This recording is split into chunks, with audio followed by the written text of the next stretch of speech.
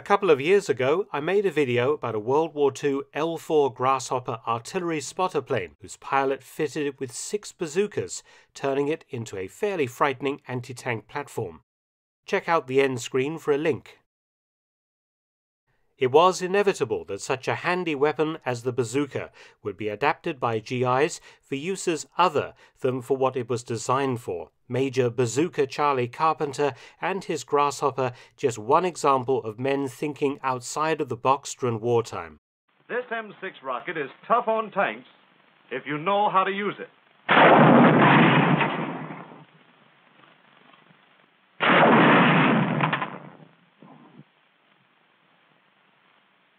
The bazooka entered service in 1942, and the early World War II versions, the M1 and M1A1, fired a 2.36-inch rocket that could penetrate up to 3 inches of armor plate. It provided the infantry with a man-portable, recoilless anti-tank weapon that could hit targets at much greater ranges than a conventionally thrown grenade or mine. As well as being effective against many Axis armored vehicles and tanks, it was very effective against enemy bunkers and machine gun posts.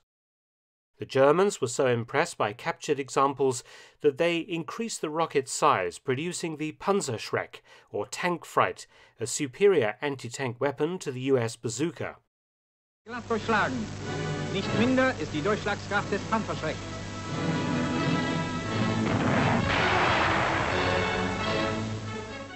The improved World War II M9 bazooka could penetrate 4 inches of armor plate and entered service in 1943.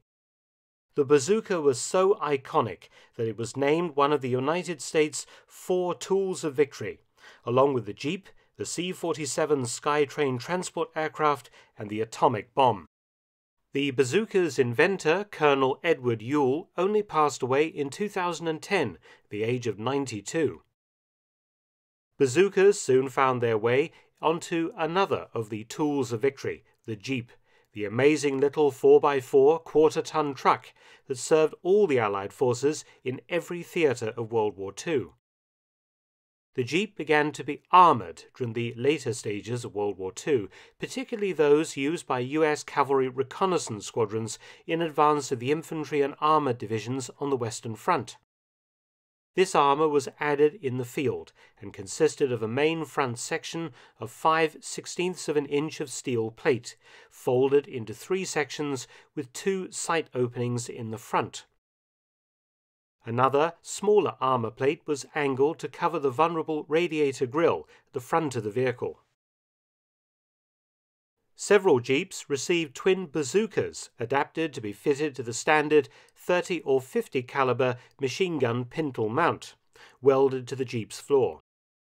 For example, the US 82nd Airborne Division field-adapted several such Jeeps during the Battle of the Bulge, giving the reconnaissance elements some serious hitting power, coupled with the Jeep's speed and maneuverability and small profile. In Italy, the Allies faced a long, hard slog north against German defence lines where tanks were not much use. The fighting in Italy devolved onto the infantry, and the bazooka was a highly effective bunker and strongpoint elimination weapon. We hug the ground, start talking. With BARs and machine guns.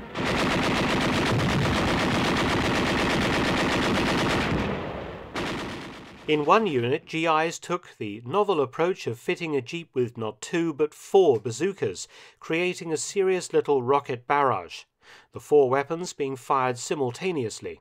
The result is a small-sized artillery attack, bazooka quadruplets, 4-way murder with a purpose.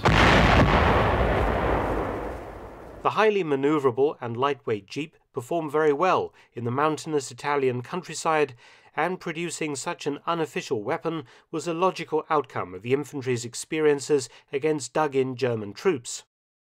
The advantages of the Jeep-mounted bazooka barrage was the ability to fire and move position fast before the enemy pinpointed the firers from the rocket trails left behind. Inevitably, the US Army went one further than just bazookas by officially creating an even more potent mobile anti-tank weapon. The 57 and 75mm versions of the recoilless rifle was mounted onto modified jeeps of the US 17th Airborne Division and other units, and used in Operation Varsity, the airborne crossing of the River Rhine in March 1945, brought into the battle area by glider. The recoilless rifle has a range of 2.5 miles.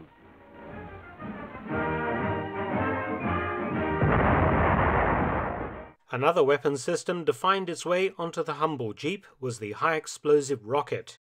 Developed by Caltech, the California Institute of Technology, in association with the US Navy, the test jeeps mounted 4.5-inch rocket tubes, usually fired from special US rocket ships used for shore bombardment during amphibious operations. But this idea ultimately came to nothing, the use of trucks being more sensible as they could carry more rockets. However, the Red Army, which used US-supplied jeeps in large numbers, actually had 12 Jeep rocket units, each armed with 12-rail M8 82mm rocket launchers. They saw action on the Eastern Front at the end of 1944. Now, I know what you're wondering.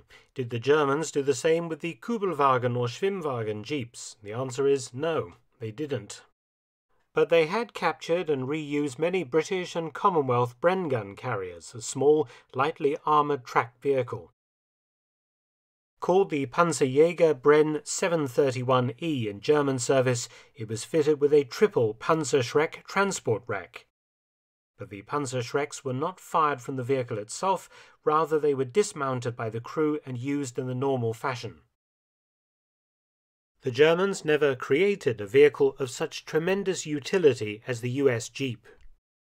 But the Germans did convert one extremely useful vehicle into the anti-tank role, the humble bicycle, used very late in the war as fuel shortages killed off tanks and other armoured vehicles.